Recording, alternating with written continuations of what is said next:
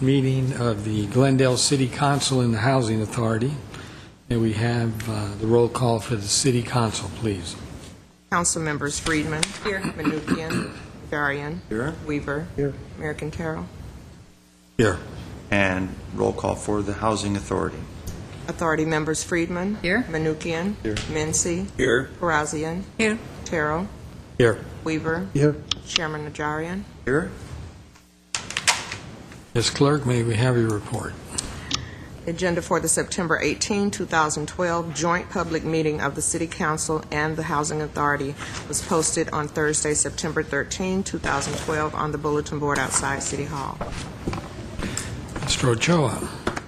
Yes, sir. We have a public hearing continuation from the September 11th meeting for this joint Housing Authority City Council meeting. A very interesting project on a uniquely shaped property in a transitional district of the city where we have a unique opportunity to make a development statement.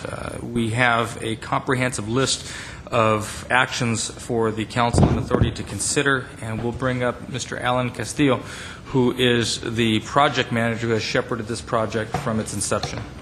Alan. Good afternoon, Mayor Quintero, members of the I'll City Council. open the public hearing.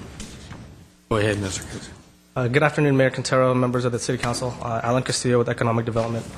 The Glendale Triangle project is located at 3900 San Fernando. The site borders the three major streets, which is Los Feliz to the north, Central Avenue to the east, and San Fernando to the west.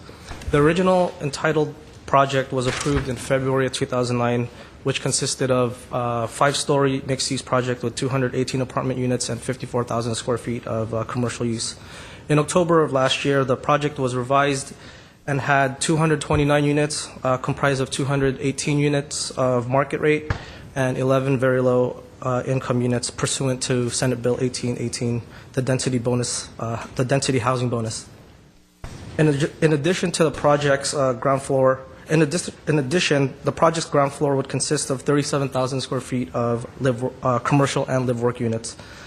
At the time, the developer requested also a development agreement for the project in order to lock in early payment of the city's required development impact fees. That payment was $625,000 and was paid in mid-December of last year. The developer has since submitted plan checks for foundation-only and superstructure permits. To cover the additional costs of construction encountered by the developer would like to maximize the project's return by adding an additional story to the project. Again, using SB 1818, the total number of units contained in the project would increase from 229 units to 287. The affordable component of the project would also increase from 11 to 22. The revised project will contain 550 parking spaces with 402 stalls dedicated to residential and 148 dedicated to commercial. The number of parking spaces for the commercial and live-work units would not change from the previous approved project. The following items are being considered today. Stage 2 design, sign program, and sign variances. The developer is proposing to modify the previously approved Stage 2 design to include an additional story to the project, therefore increasing the residential units from 229 to 287 and constructing 1.5 story of additional parking. Representative from TCA will further discuss the design changes to the project following my presentation.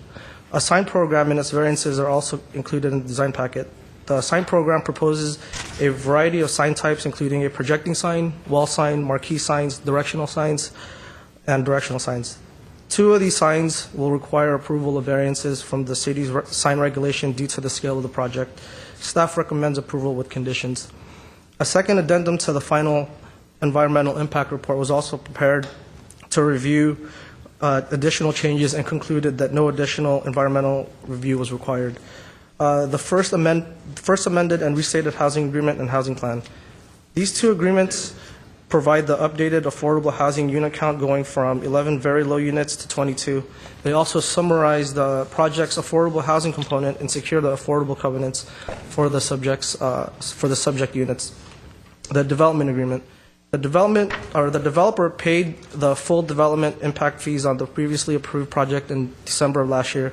By adding an additional story to the development, the fees need to be recalculated. The new DA being considered would allow for the fees that were previously paid under previously paid pursuant to the former DA to be credited towards the fees for this proposed project. Under the new DA, the city would receive an approximately $420,000 additional. The fiscal impact for the project. The new project is valued at approximately $50 million. The city fees related to the project total approximately $3.4 million. A breakdown of the fees is located under the fiscal impact of the staff report. The project will also create permanent and temporary jobs and further contribute to the city's sales and property tax revenues. Ben Brasso right now is here from Camden, and he's here to provide brief background of the company, and Eric Olson will provide the design for the project. Ms. Friedman, you had a question? It's probably a question for our city attorney, but since they're using SB 1818, which is, of course, a state program that gives a density bonus if you're near transit, does that mean that we don't have the ability to tell them to make it less dense? I understand the extra story is something different, but in terms of density, is it correct that that's out of our hands? That's pretty much true, yes. I just want to make it clear to the public that the density going up is not something that we have discretionary control over. They're taking advantage of a state, what would you call it? It's not a statute. Yeah, state density bonus law. State density bonus, so that's a law that we can't trump at the local level. Thank you. Go ahead. Wasn't that state law also incorporated into our rezoning of that area? Was that area part of the rezoning that we did a number of years ago? And how would that play into that? At the time that we rezoned the San Fernando Road rezoning, the SB 1818 provision was not adopted yet, but we did give high density at the time. Does our zoning also allow that sort of density? No, our zoning by right does not allow additional density for affordable housing. However, SB 1818 comes in on top of that. Then why is it coming to us for approval? If we can't turn it down, let's say, I don't like it. I don't like the density. I can't vote no. And what am I doing here? Mr. Mayor, members of council, Councilmember Manukian, with respect to the density and the number of units, it's a by right project in terms of what, in combination with the density bonus law, because it's a design review approval, the council does have the authority to approve the size, the bulk, the mass. If you're not comfortable with the bulk or the mass or the feel of the project, you have the right to deny it. But just on the density, the number of units itself, the council does not have the authority to reduce those number of units. So there's an ordinance for the introduction for the execution of the development agreement. Does that include the density? Members of the City Council, Member Manukian, no, it does not. That development agreement, there was a prior development agreement that applied to the development impact fees on the previously approved project.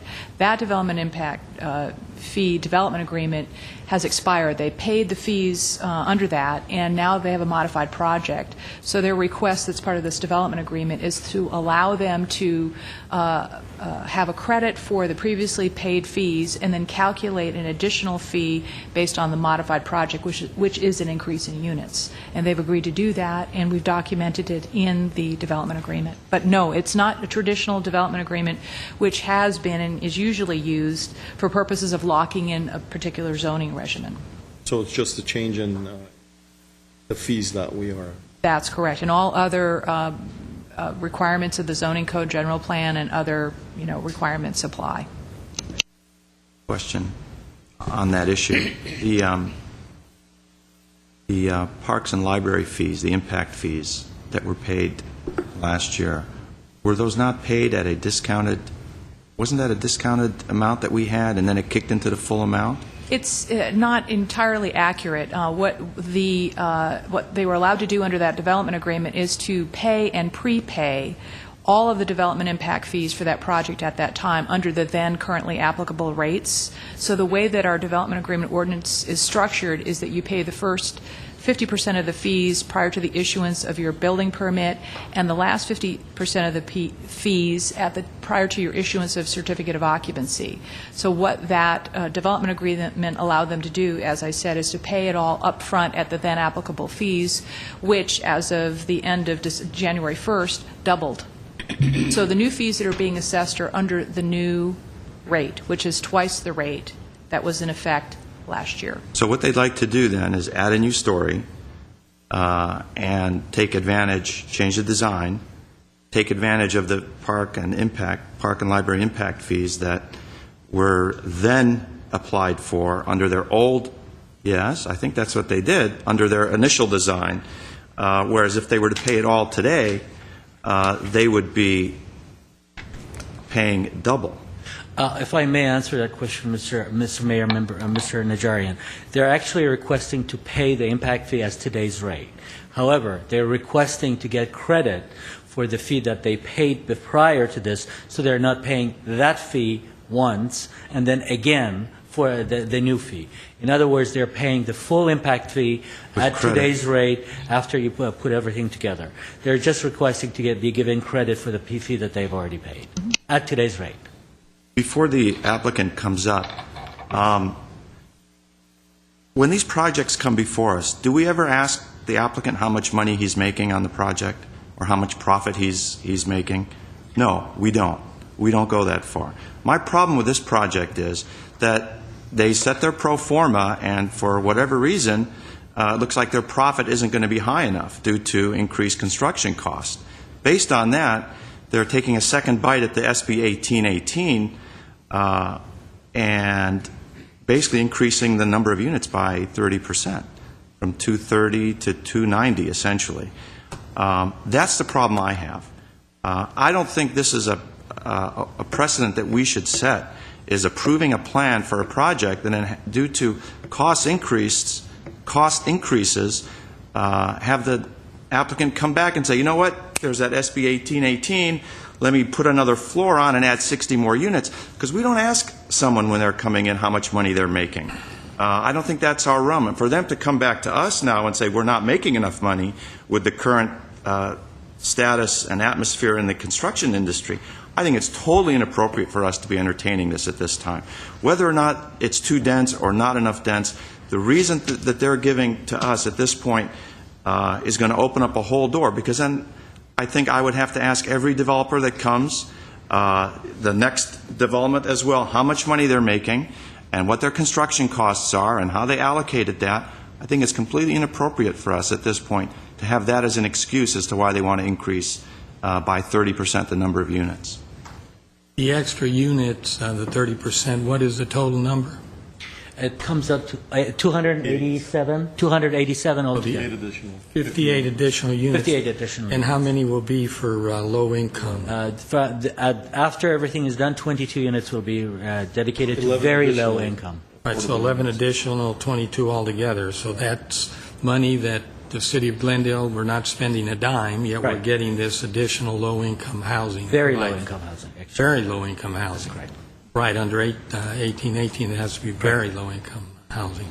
So from my perspective, I think it's a pretty good deal for the city of Glendale and low-income residents. Okay, go ahead, sir.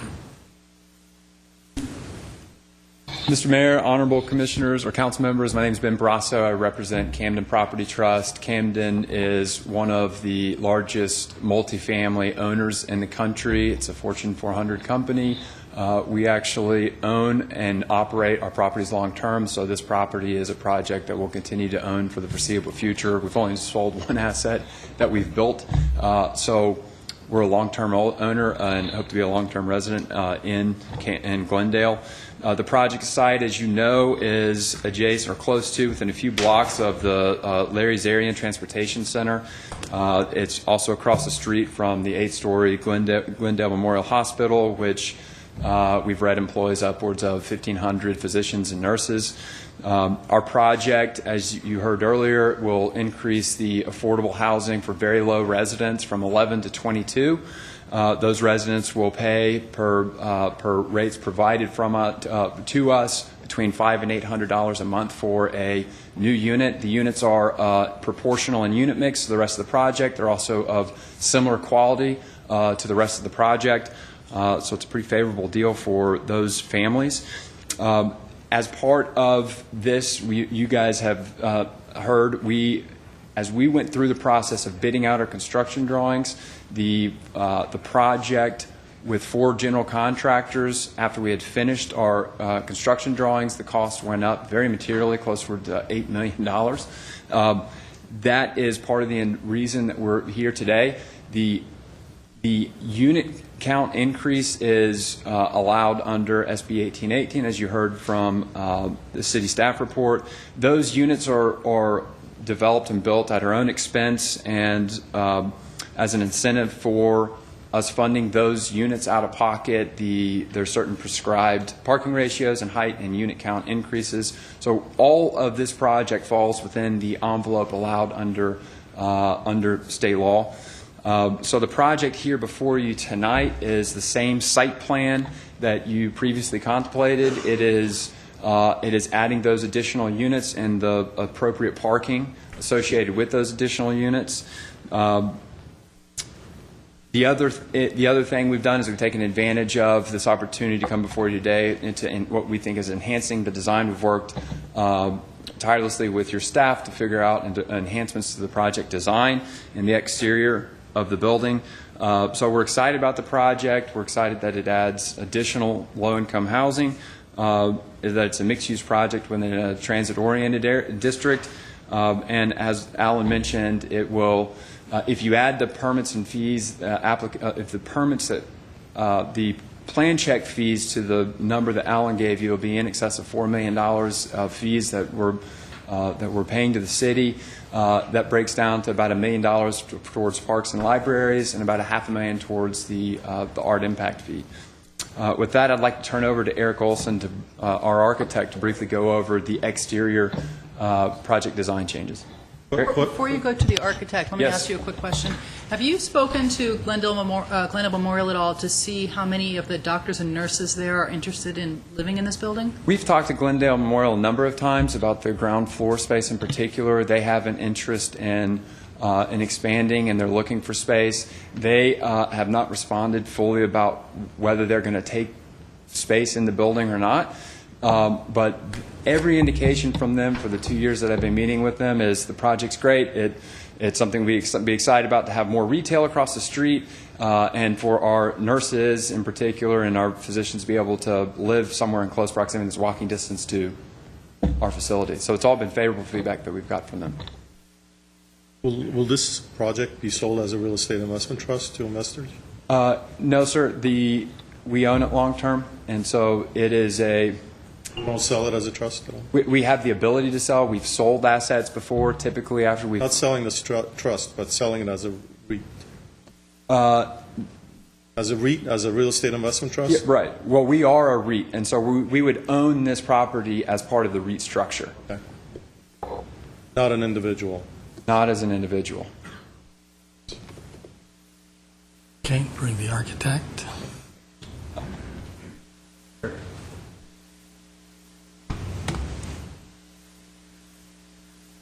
We'll need your name for the record, sir. My name is Eric Olson. I'm a partner at TCA. Mayor Quintero, council members, thanks for the opportunity to present our design today. Oh, thanks. I was wondering if I was going to get one of those. I have a brief presentation of the plans and exterior design that's been updated. Some additional slides at the back end if there's any questions to talk about the specifics of the plans. First slide, please. Site, as you know, across the street from the hospital, bordered by Los Feliz, San Fernando, and Central. Short walk to the Glendale Transportation Center. Slide, please. The original design and the current design is based around the concept of enhancing the corners. This is where the urban design aspects of the building are most important, followed by some key entry elements to the building for residents and guests. Next slide, please. The first floor virtually remains unchanged from before. We have approximately 37,000 square feet of commercial on grade. In addition, we have a leasing center on San Fernando Avenue, entries for cars off of San Fernando and off of Central. Next slide, please. Typical residential floor, or the podium floor, also remains virtually unchanged. The main pool courtyard faces west, is flanked by the clubhouse and the fitness center. Next slide, please. And the upper level, or the level that's been added, has two roof decks, one at the apex of the building looking south, and a second at the main pool courtyard looking down onto San Fernando. This worked out well for some of the exterior massing of the building, which you'll see next. Next slide, please. The apex corner at San Fernando and Central, with the roof deck at the top floor.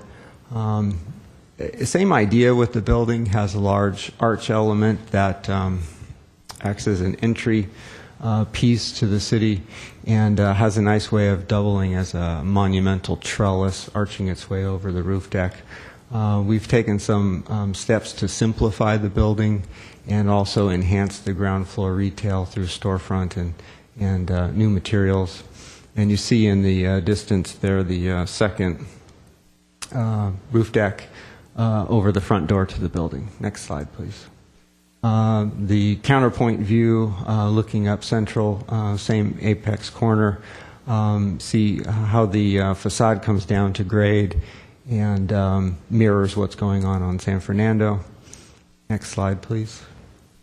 The other corner of the building at Los Feliz in San Fernando takes the same idea we had before, incorporates a monumental corner element to signify this corner of the building, and retains the storefront glazing to activate the street.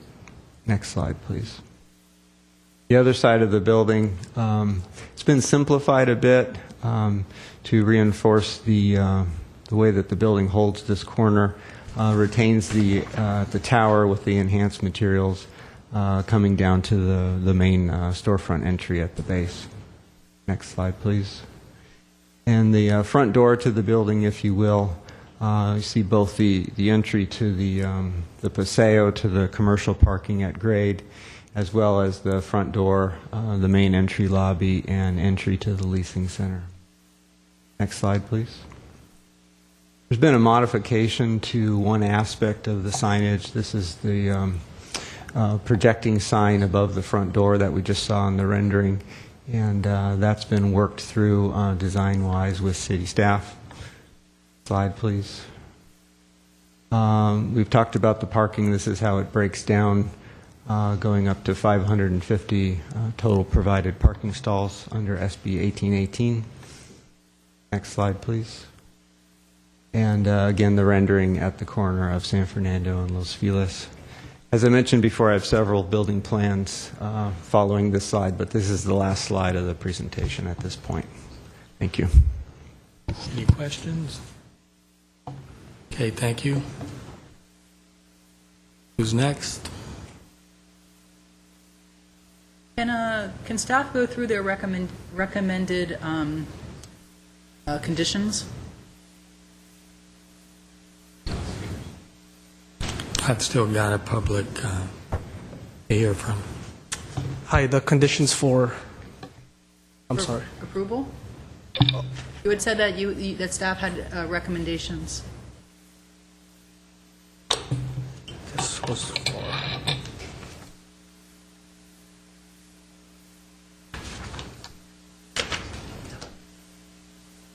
oh yeah, well, this would be just for the variance recommendations. So That's just it's not. They're not design review conditions. no, they're not design review conditions. Yeah. Okay, well, I have some questions. No, I do have a Oh, you do have speakers, okay. All right, so that's it from the staff. Herbert Milano.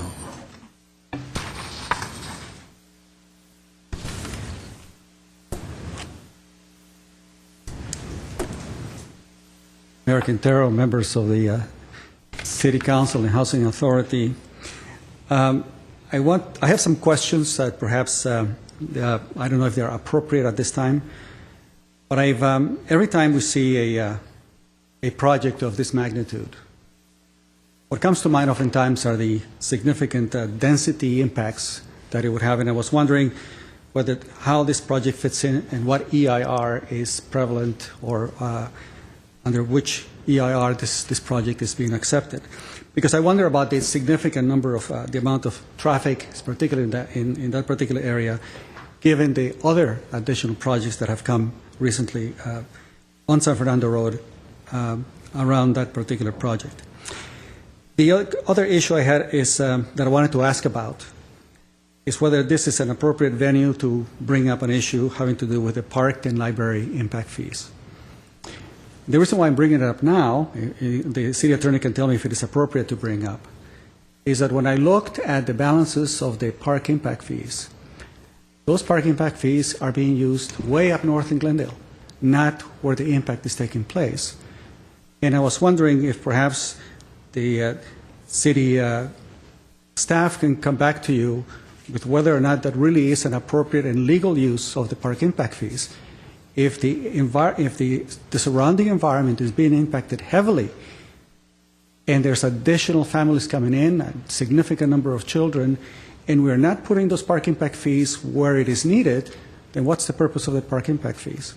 So anyway, those two issues, under which EIR, and does it fit some type of EIR that is with regard to the impact overall on traffic and air and so forth, and then the other one. Thank you very much for your answers. Do you have an answer on the EIR question? Yes, the original project was approved with an environmental impact report. The revised project, remember there were 3 iterations of the project, was evaluated under an addendum, and to that original EIR, the addendum is only appropriate if there are no new significant impacts or an increase in the severity of previously identified significant impacts in the EIR, and there are no new mitigation measures required. That first iteration of modifications was an addendum. As well, this iteration of the design did not determine that in terms of the project development itself, that there were any new significant impacts or significant increase in severity or new mitigation measures, that the original mitigation measures applied in that EIR were appropriate. On this point, Mr. Mayor, the increase approximately 30% density does not trigger significant impacts to the project? I can ask the environmental consultant to speak specifically to that, but the building is not is within the original footprint, and so in terms of the time frame, the amount of construction, all of those things were evaluated and measured against the standards in the CEQA guidelines. Even the density? The density, the comparison of the new project or this first revised project with the originally approved project. They have to be compared to determine whether or not any of those impacts in each of the impact categories that were evaluated would trigger new significant impacts or increases in severity. And also taking into account the new fees that are being levied on the project for the purpose of mitigating impacts, the open space fee, the art fee, and what have you. All those taken together. Before the applicant answers some of the more detailed questions, let me give you the background. The project was examined against the uses that were in place prior to the proposed project, and those two were the two of the most intense in terms of traffic generation, with the car wash use and the fast food restaurant actually were very intense traffic generators. So they were the existing conditions against which the original project and the subsequent addenda to the EIR were examined.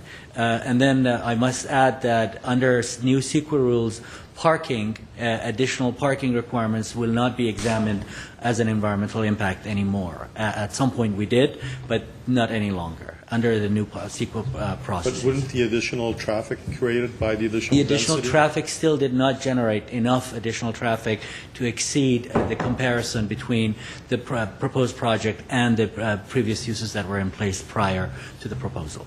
Simply because they were very intensive uses. They were extremely intense and high traffic generator users. Okay, any other questions or I comments? have a question. Yes. We were told that we were getting 22 units for very low income. May we know the bedroom size of those units? So the bedroom size of those units are proportional to the overall unit mix of the actual project. How many bedrooms? Is it Yeah, two? how Are they many 2 bedrooms? bedrooms, 1 bedroom? There's studios, 1 Half bedrooms, bedrooms. and 2 bedrooms. And actually, do we have the for the breakout out? affordable units. For the affordable units. Right. I don't know it off the top of my head, but it's proportional with the rest of it. And I must say that when you adopted the SB 1818 implementation chapter in the zoning code, you required that the affordable housing units be a set of examples of the rest of the units. In other words, they will be comparable and in size and in quality to the other units. That is the requirement in the code, and we will implement it as such. What do you mean when you adopted SB? At the time that the state adopted SB 1818. Did we have the option of not adopting it? No, we did not. We actually adopted a way to implement it in a way that would be the most appropriate way. We had to implement it. And in that, when we proposed a chapter for you to adopt SB 1818, we recommended and you adopted a policy that the affordable units would be consistent and would be a cross-section similar to the other, the market rate units. And as such, the same requirement will be implemented here. So in terms of the number of units and the number of bedrooms in each unit would be consistent with the average sizes and the types of units across the project. Yeah, in other words, they cannot be the smallest units in the project, and they cannot be lumped together in one particular section of the project. They have to be dispersed both geographically and unit size. Do you have the actual numbers? Well, they average 780 square feet. Approximately 20% of the units are studios, 50% are 1 bedrooms, and 30% twos. Okay, I will close the public hearing, and City Council and Housing Authority can give their comments. Mr. Weaver. Well, I guess we could vote this down, and we could look at a vacant parcel of land fenced off for 5-10 years until somebody else is able to come along and do something. I'm not prepared to do that. I like the project there. It's a focal point if you're entering Glendale from Los Feliz to the west, Central or San Fernando from the south. It's a gateway, more or less, into the city of Glendale. And that's what we need. The architecture, I know, will be okay. They're parking it adequately, which is fine. Question of whether doctors and nurses will live in it. Be willing to bet there will be a number of, especially nurses, maybe not as many doctors, that will live there because they will not need a car to go to work across the street. It's ideal for that purpose. As far as first floor, from what I understand by reading the papers, there are more outpatient services being given to previously hospital bed procedures. And I wouldn't be surprised if the hospital doctors will want to have outpatient clinics on the first floor, which would serve their clients. You see that occur. Just what I know is looking at Huntington and Pasadena, where buildings have gone up around them, all with doctors in them and outpatient services being provided. So I think that will happen. As far as affordable housing, gaining that, we talk about it all the time. I think it's good for Glendale. If we didn't build this, I don't know what you would put in there. So the architectural way it's handled, I don't think that additional floor is that big a deal. City staff, the urban planners have looked at it and see that it's okay. So from my standpoint, go ahead and break ground. It's set. They're vacant or underutilized for a long time. People that live there go to work. They'll take off in the morning, just like all the other condominium apartment complexes in the city. They're out between 7 and 9. They don't return to 5, 6 in the evening. During the day, it'll be relatively quiet, floating on the streets. So I don't see a big problem with the traffic either. So, fine with it. I'll be glad to move the motions when you're ready, Mr. Mayor. Mr. Menuchyan? I'm not going to support this project. I think you should build what you initially applied for. In December, everybody was in such a rush to come in and pay the fees before December so that they could move on with the project. All of a sudden, 9 months later, something had changed. I think what happened was a number cruncher basically put some numbers together and said, oh, you're leaving a lot of money on the table. And this is how you can do it. Probably some accountant somewhere. Probably got a bonus for coming up with this alternative to the project, adding a whole floor and knowing that we could not turn down the density, but I think you should come in and build what you originally planned, and that's fine. To me, that was dense to begin with, 229 units. The city was still getting 11 affordable housing units.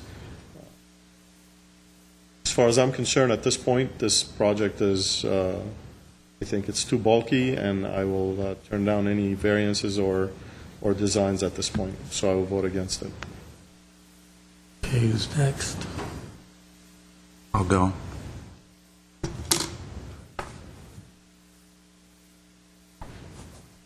I agree with much of which Mr. Menuchyan had to say.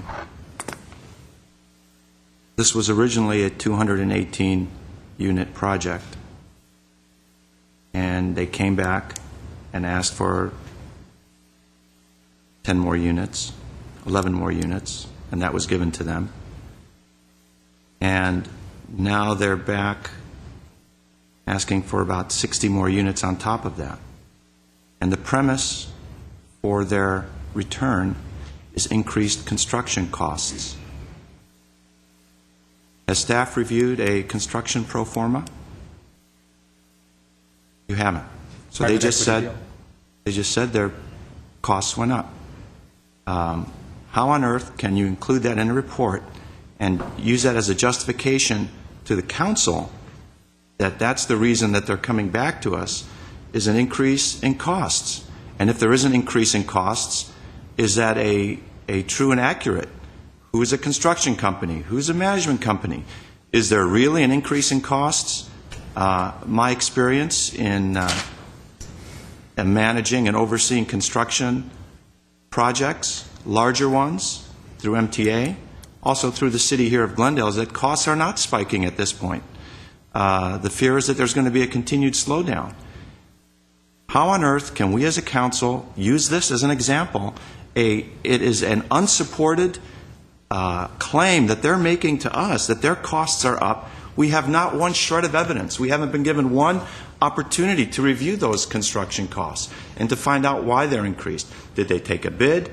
Was it open? Was this their construction arm of Camden Management or Camden Construction?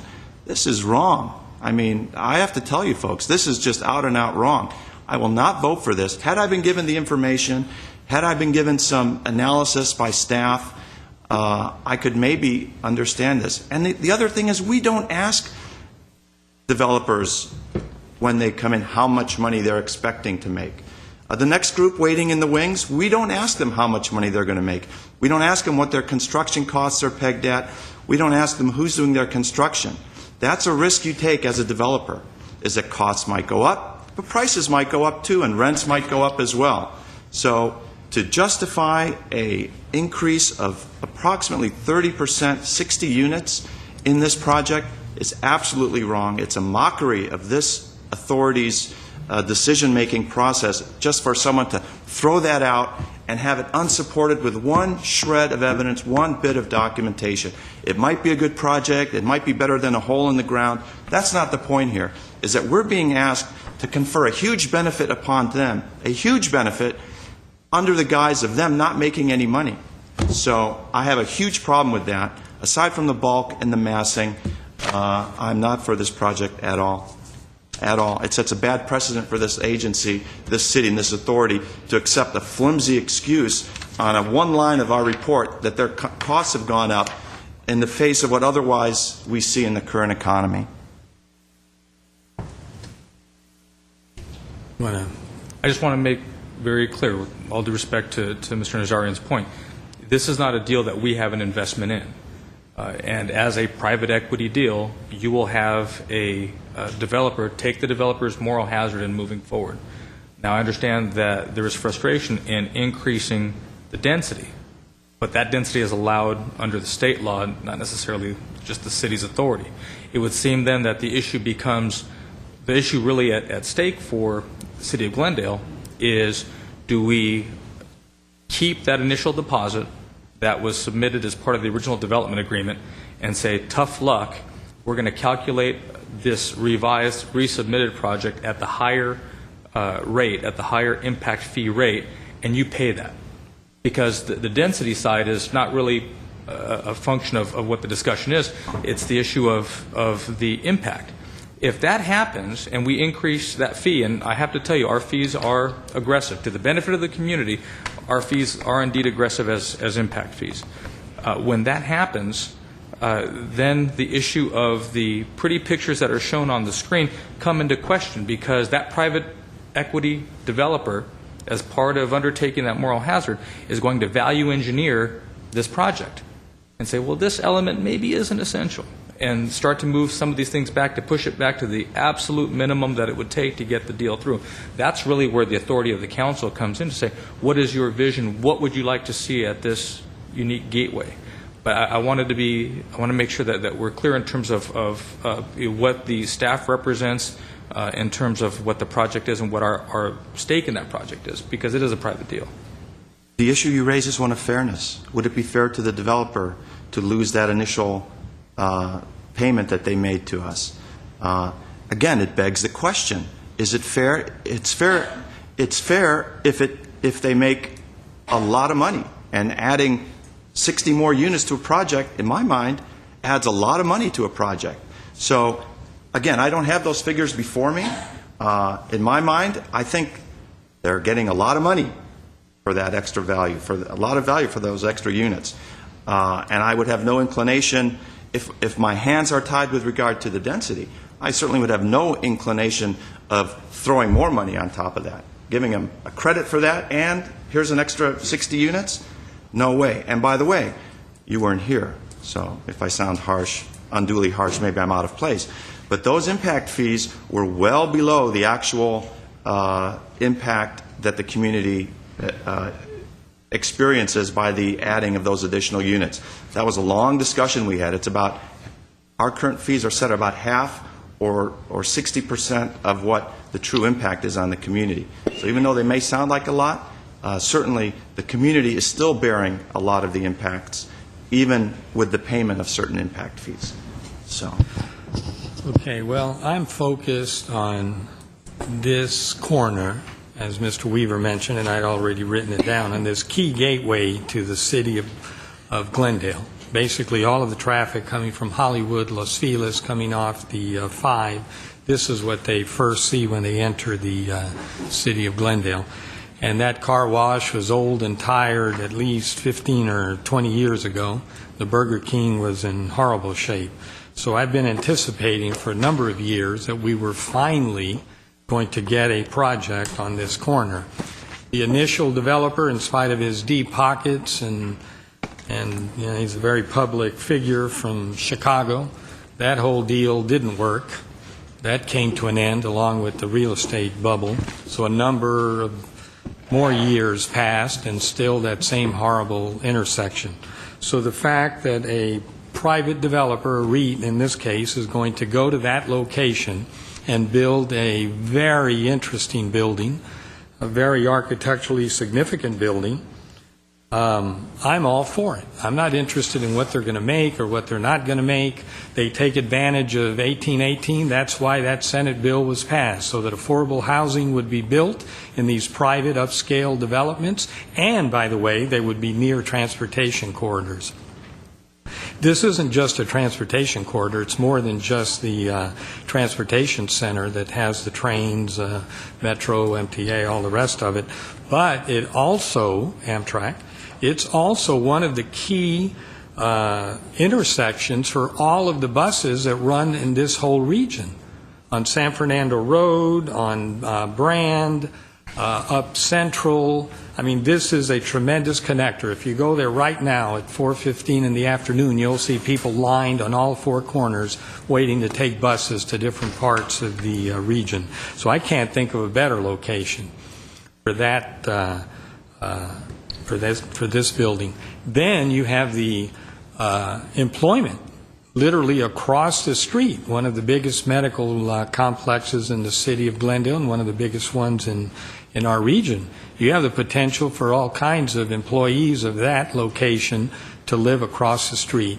And by the way, I don't see this as being family housing. I don't think the parks are going to be overstressed, or the schools or anything else. This is going to be a younger demographic. It may even be a sort of second home for some people that may not necessarily live close to the hospital and decide they want to rent something there.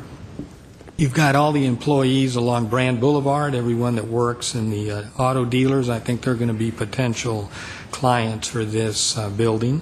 And on a personal level, a couple of years ago when I mentioned this project to people at the Harley-Davidson dealership just a few blocks down the street, I was amazed how interested they were in possibly living here. There were two of them in particular that live, one pretty far out in the San Gabriel Valley, the other one I don't know where, up north in the San Fernando Valley somewhere. They were both very interested about moving here. So I think we're going to have a lot of people moving in that are going to be based here in Glendale, working in Glendale.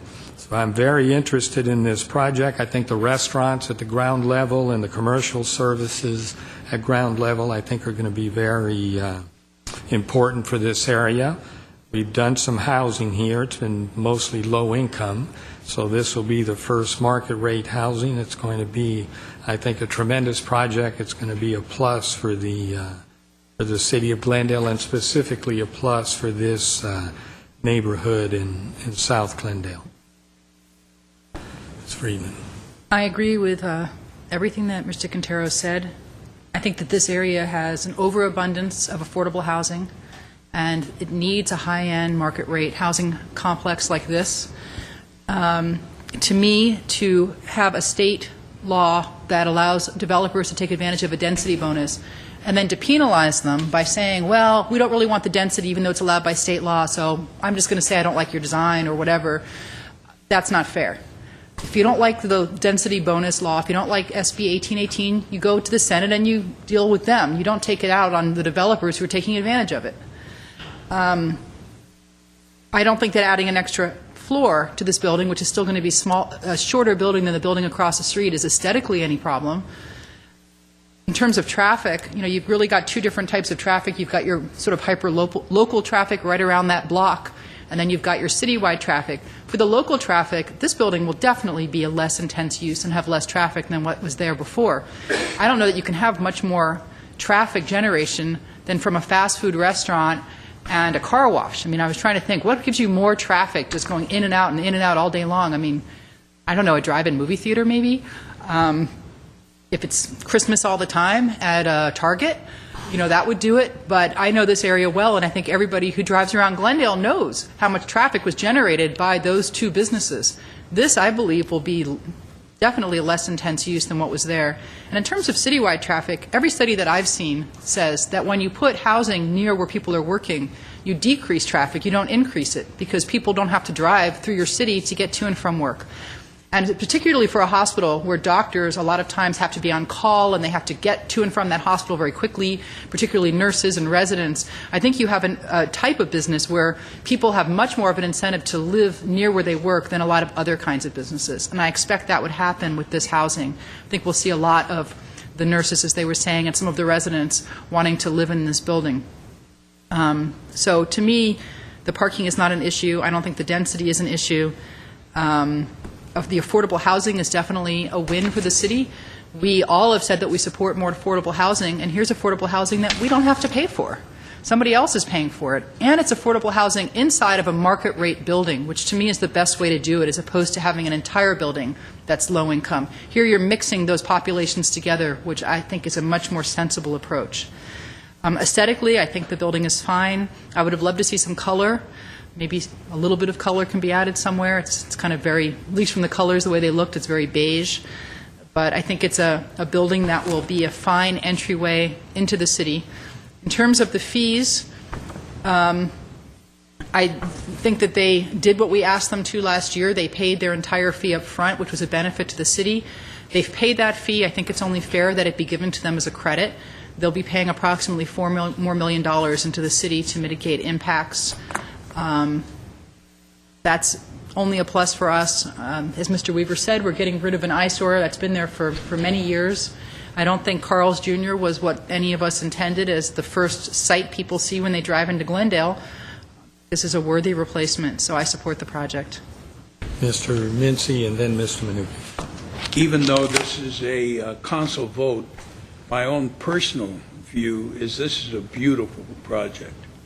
And the location is fantastic for those living there because you have not only the transportation center, so you have Amtrak, Metrolink, all of the bus lines, but you also have like Vons there, grocery store. You have my favorite chicken place, Dinah's, a half a block away.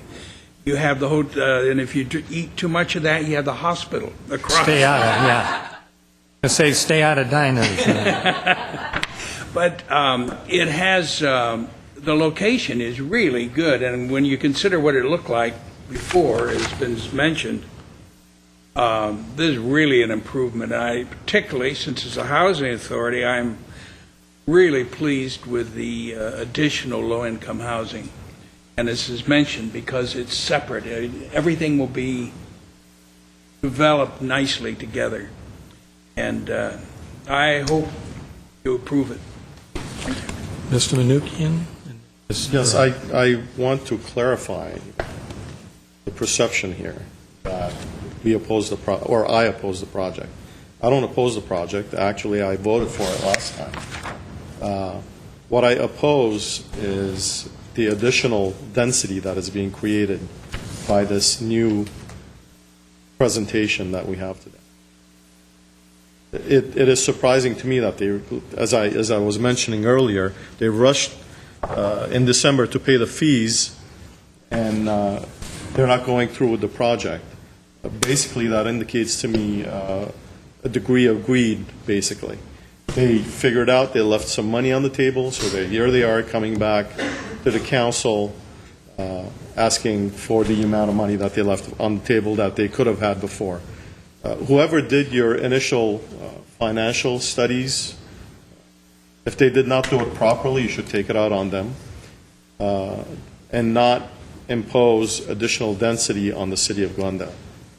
And that is what I oppose. I think you should go ahead and build a project, but you should go ahead and build it the way you presented it the first time, and I would support that. But at this point, I cannot support the additional density, which is, again, clarifying that's what I'm opposing, not the project itself. Ms. Parazian? I have nothing to say. No? Okay. Mr. Weaver? Yes, Mr. Mincy, just so you know, you can keep Diana's chicken place, but Vaughn's Market is closing. Albertsons. Albertsons. Vaughn's? Isn't it Vaughn's closing?